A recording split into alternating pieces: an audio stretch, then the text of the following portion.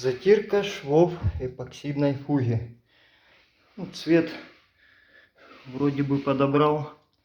Не знаю, но еще потемнеет. Скорее всего. И